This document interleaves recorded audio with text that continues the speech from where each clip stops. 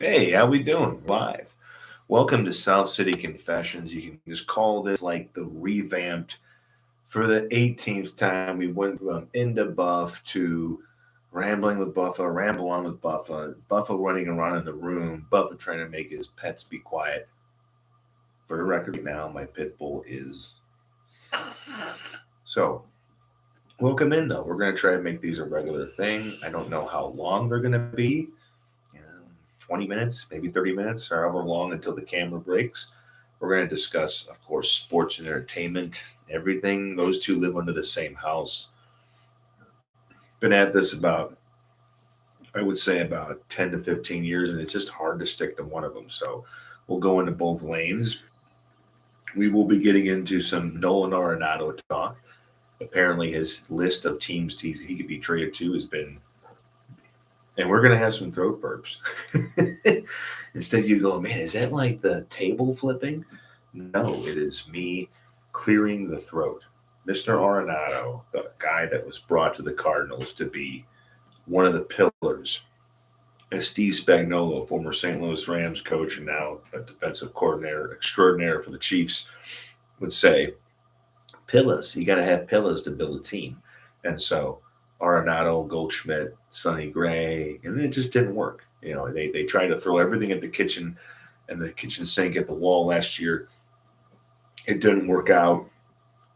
So they're basically going to scratch everything off the board, keep some payroll. I don't think Sonny Gray is going to go anywhere. Ryan Helsley, I think, especially with what the Brewers got for Devin Williams, could definitely be going somewhere. So that could happen. But if they don't, you have a great closer for another year. Or you have him be a rocket man for 2 or 3 months and you trade him somewhere and you get something for him at a very premier time.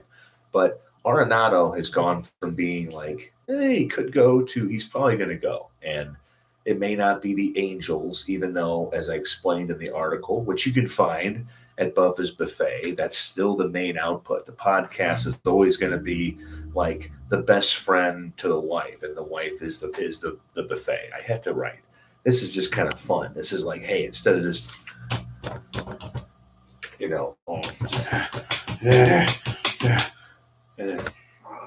I can just get in front of a microphone and even straighten up like a good boy. Like they taught me like at Oak Hill Academy in Brentwood High School.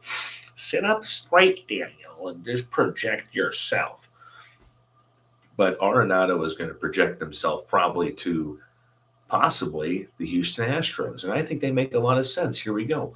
Number one, they're a winner. They won their division last year. They won 88 games, but they won their division. Number two, it's not exactly cold anymore. It's not hot. It's not temperature spikes. The St. Louis weather goes down, up.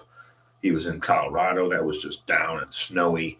And now he goes to Texas. You got warm weather, kind of craziness, and you have good barbecue, and you have the Astros, and you have a short porch in left field that you can slap fucking home runs out to. So if I'm Arenado, I tell Jim Wolf, all right, my agent, hey, let's get that going. And the Cardinals can possibly get a return, or the Astros could just take more of his money from the Cardinals payroll, because that's the biggest thing of this whole deal. It's not like Mosaic can do it, want to get rid of Arenado. It's not like he can't produce anything. He was a 2.5 WAR player in an off year. So he's the kind of guy that could definitely bounce back somewhere else. He could hit 25 to 30 home runs with that short porch. He could play a great third base, play third base, third base if I can get base out. He could DH, and he could just be a great little lift for the Houston Astros, where he can kind of be a piece, but not the guy. And I think that's the basis of the whole thing. I think he wants to win, but he doesn't want to be like the Yachty of a team. He doesn't want to be the Wainwright of a team. He wants to be just kind of like, I don't know, Matt Holliday was kind of even more of a leader type. I just think Arenado wants to just do his thing. He wants to show up. He wants to just, have a better year than he's had the last year and a half. And I think that's his ordeal. He doesn't want to worry about trying to be a stalwart for young players like Mason Wynn and Alec Burleson and anybody else going, hey, Nolan, can you teach me how to do this in my third and fourth and fifth year? He doesn't want to do that. I think the fact that he wanted to go back, he was willing to go to the Angels where, Pujols was traded off. Otani's gone. They haven't made the playoffs in nearly. If they miss it next year, it's a decade, and it'll be 23 years since their World Series title. So I think he just sees close to home, warm weather, and also obscurity. Like if he happens to go there and he wills that team to a playoff wild card spot somehow, that's great. But I just think if you can't have the Dodgers or the Yankees or the Padres or anybody else on that team, you can go to the Astros. But I think if all else failed, he'd probably go to Los Angeles, where he could probably have a great first half with the Angels and possibly get flipped. But that's in the worst case. That's if all the other teams, including the Astros, say no. And I think the Astros, per The Athletic, are kind of getting serious. So Arenado could be out of town, and that'd be 4 years. And again, I think it's kind of like Goldschmidt. It was more of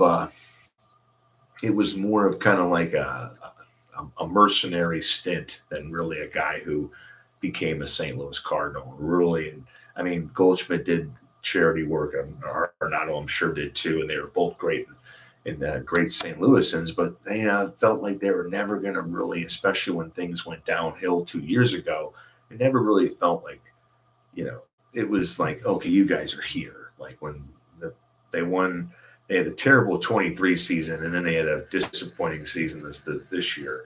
It was like, okay, you guys are more like passing through than really being longtime Cardinals. So team's going to look a lot different next year, and I think that's an exciting thing. I think a lot of fans want to point their whole appreciation of the sport on whether or not the team makes the playoffs. And for the Cardinals, it's going to be a long shot. I mean, let's say they keep Gray and Helsley and Contreras, and the young guys do well. They manage to win, 80 to 82 games, but even that may not be enough. So get ready for some playoff list baseball, but it's not impossible if you can move guys like Arenado. And if you don't have Goldschmidt, Arenado's, if you don't have their contracts next year, that gives a team some payroll flexibility. It would give me some flexibility to have my foot up. Because the whole just like when you're trying to like get relaxed and do a pod and be like, hey, what's going on? So let's get a little relaxed. So, that's all in Arenado. Let's not beat the horse into the ground. There's a good chance by the time next week or by January 1st, he could be playing for a different team in 2025. And the Cardinals are better for it. And I think Nolan's better for it. He doesn't want to be here for 2 or 3 years. Just like every day is a chance to have a 1-for-4 day and a loss. He doesn't want to do that. He wants to go somewhere where he could possibly not be leaned on by the pressure of either the fans, the media and the fans, the expectations. If he goes to a winner, he'll probably just be a supporting. He'll be part of an ensemble. So that's what Arenado wants, and there's nothing wrong with that. That's right. So as I do the official thing and check off the list, we move on to Yellowstone, which has its season premiere or its season finale, not series finale, because the rumored and the kind of gestated and, ruminated about spinoff series with Beth and Rick Wheeler is going to be moving forward. You have Kelly Riley and Nicole Hauser, two people who they're good actors and they had a career outside of it, but they are going to benefit the most. They're going to get a show that's going to be mostly about them. I don't think Wes Bentley's Jamie Dutton's going to survive tonight's episode. And I don't know about Casey. See, if he's kind of in it, it's like a third wheel. The guys on the ranch can be in it. That's a different story. Like Lloyd's going to probably be in it. But, if it's, Luke Grimes, it gets a little crowded if it's just a Beth and Rip spinoff. So the series is not ending, but a lot of the original parts are not going to be there. Some of it will be there, and I think it'll be fun to watch. This has been a pretty good season. It was kind of a cop-out to what they did with Costner, but given that he wasn't going to be available to do anything else, wasn't going to be available to come up and actually, as I just stir around in my seat, I need a massage. I think that's the next podcast wave of the next change is having somebody just like massage the shoulders and not lure us into a nap, but just kind of, I don't know, get better posture.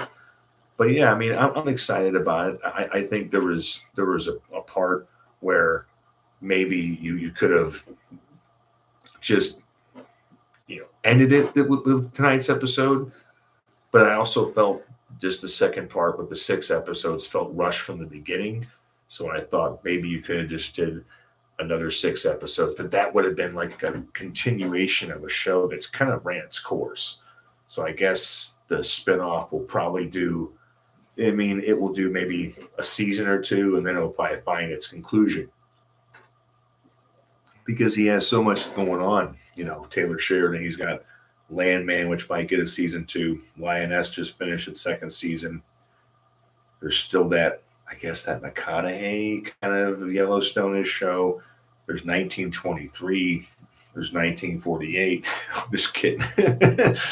The way he does all these shows with the years, 1883, 1923, 1974. Who knows? Speaking of that kind of movie voice, let's just introduce the next topic with that kind of voice that I grew up with, and so many other movie fans grew up with. It's this thing is coming to Netflix. You've seen him as Marty Bird. You've seen him as that guy in Horrible Bosses, but you have not seen him as a phone in-person villain. Jason Bateman is that dude on the phone screwing with Elton John. So the new movie on Netflix, Carry On, I watched it last night. I wanted to watch a Christmas movie, the one I've watched before. That's what I struggle with every time I happen to get into the mode of watching a movie. If I sit down, I'm thinking, I want to watch something I've already watched. I know is good. And then there's the new stuff, which is just coming in droves. So, but this one was, I had a couple friends tell me it was good. I read a couple things, and it was all right. And it's just on Netflix. When you're watching Netflix, you can't not see these movies. They're just like right there. They're like, watch me now, watch me. So finally, I dove in, and it was good. It was all right. I don't know. It's living between that, watchable, but if I had to vote on Rotten Tomatoes, is it fresh? Is it, see, that's the thing. A side note about podcasting is the location of this. People are like, it shouldn't be anywhere near you. But then, if you're looking at your sound bar, I'm only hitting about, I'm hitting less bars. So as I struggle with that, I will say that this movie, Carry On, kind of has entertaining parts. It has parts where you're thinking it's got something going on, and then it's got parts where you're thinking this could be better. I've seen this before. Taron Egerton. I don't know if it's Edgerton. I always think I'm saying that guy's name wrong. I looked it up, and there's 2 different pronunciations of it. It's like Scorsese and Scorsese. But Taron Egerton plays our protagonist. He is a fine actor. He's been in a lot of different stuff. He's a capable actor. He does get his Tom Cruise running on in this movie. That's a big part of the movie, him running around the airport. He is a TSA agent who finds himself on the phone with kind of a good old phone-powered terrorist where he is calling our hero on the phone, telling him that he has to let a package go through, the inspection. He has to see, frankly, that it is not a good thing. It is most likely an explosive, people-killing device. Has to go through, the little bag check, the little machine that they sit behind at the computer, and they can see everything in your bag. Small little story for me. One time I was at the airport, I had no idea that there was a knife at the bottom of my backpack. But I was also using the backpack to travel with that I use on the truck that I work, where I have knives. I got cut plastic, cut straps with plumbing supplies. And so they confiscated it. So they probably would have confiscated it in this movie too. But the whole hook is that he wants him to let the bag go through and board on the plane and possibly do some bad shit. And the whole movie is Bateman talking to Egerton on the phone and just kind of going, well, you're going to do what I say. There's doers and then there's listeners and you're a listener and blah, blah, blah, blah, blah. I feel like half of it worked and half of it was kind of just overcooked by the third act. Like, it's a competent thriller, but it's forgettable. Like, right after you watch it, you're like, okay, he did this, they did that. You know he's going to get the win. Though nobody really, really important is going to die. Like, if they had killed one of those top main characters, that would have been something different. This movie would have played so well, I think, in the 80s or 90s. But today, it's just kind of okay. And you can add it to the list of just okay Netflix films. So I don't know if you should watch it right away. I think if it comes on one night and you're just sitting there and you're like, wow, you're looking at your TV, I'm looking at my TV and I'm thinking, okay, fine. You can give it like 10 or 15 minutes. And I think you may end up finishing it, you may not. I think it's just okay. It's going to live between the rotten and the fresh until I actually go to write the review. And if this is the review, I think we're almost leaning towards a rotten rating because I was just kind of a little bit let down when it ended. I know it wasn't trying to change the world, and I know the director, Wami. I almost hit Wami Colette Sierra. I want to think that I'm messing up his first name. I almost say Jami, even though that just sounds bad too. I think this podcast could be a place where we can just learn to say names. But he's a director that's done a lot of Liam Neeson movies. I want to say, I'm going to go Jami Colette Sarah. And you go by, no, his name's not Jami or Wami or Kalami, but he's also an action director. So it isn't like he's in a territory where he's kind of like out of his depths. This is his territory. I just think it's more of a forgettable one than usual. Like, for example, if you skip around on Netflix, you will see kind of Run All Night with Liam Neeson. That's a very good underrated action film. I would choose that over Carry On. So that's your review of that. Anything else is always the last thing on my topic list because I don't want to be here forever. I think there's the 30 to 45 minute to an hour podcasts, and those are just, they take a lot of energy. I mean, you can hear my pit bull snoring. He's tired, and by 45 minutes of this, you will be tired. So I keep it to 20 to 25, maybe 30. But anything else would be enjoy your Christmas movies. It's time for even film critics as the pen goes flying, because I'm one of those guys at certain times of the day, I got to be doing stuff with my hands. I got to be like, not on a phone or doing anything, but just moving. So the whole idea, maybe the secondary part of this podcast, is to get me to either decide to sit back in the seat or sit up straight and stare at the screen like a man should. Like I was watching before I recorded this, Bernie Miklasz. And Bernie was just right. He's not like too far back. He's not too far up. He doesn't have a light shadow. He has perfect lighting. So before the next episode, what I'm going to do is I'm going to try to get the lighting situation figured out, or just do this in the dark, or maybe just have you listen to my voice in the echoes of the internet as I decide what I'm going to ramble right about next. Of course, I have to keep plugging the buffet. Buffa's Buffet is where it's at. Mm-hmm. Dose of Buffa used to be where it's at. Game Time and KSTK and whatever, Conclave, Cards Conclave. Now it's at Buffa's Buffet. And I'm going to be posting this later. It is a semi-professional podcast bordering on the ambition of being a better podcast, and sponsored, I wish, by Creamy Root Beer, Zevia Soda. What else? Be good to your parents. Call your parents.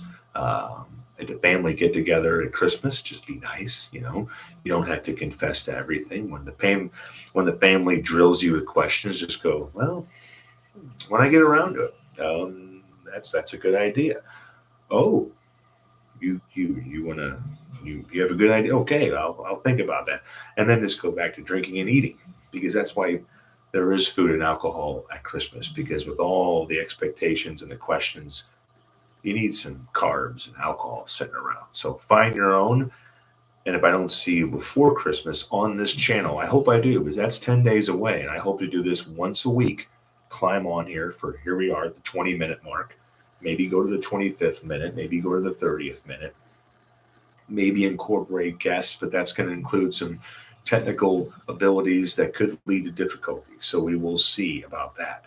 But we have covered on this podcast that Nolan Arenado could be going to Houston. He could be going to Los Angeles, or he could be staying in St. Louis. And the Cardinals are going to be a borderline playoff team or not a playoff team. They're borderline at best. Don't let Mozeliak climb on the radio and go, we're confident and we're going to be there, and I'm going to have a pizza and have a bow tie on my neck. We're Cardinal fans will try to string me up.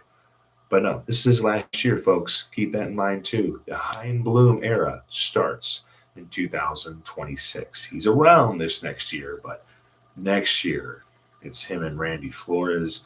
It's Michael Gersh with special projects in the basement. We don't know what he's doing down there. He's coming up with a science experiment. Could this be a new way to make coffee? Sonny Gray is going to be a Cardinal. Wilson Contreras is going to be a Cardinal. Ryan Helsley, last little Cardinal tidbit I'll leave you with. I think there's a chance he's going to leave town. And I think with what Devin Williams, what the Brewers got for him and that trade, it's a hot moment right now to trade that guy. And look, if you're not gonna sign him long term or give him like a real long term deal, or you're not just going to come out and say, hey, Ryan Helsley is definitely not going anywhere.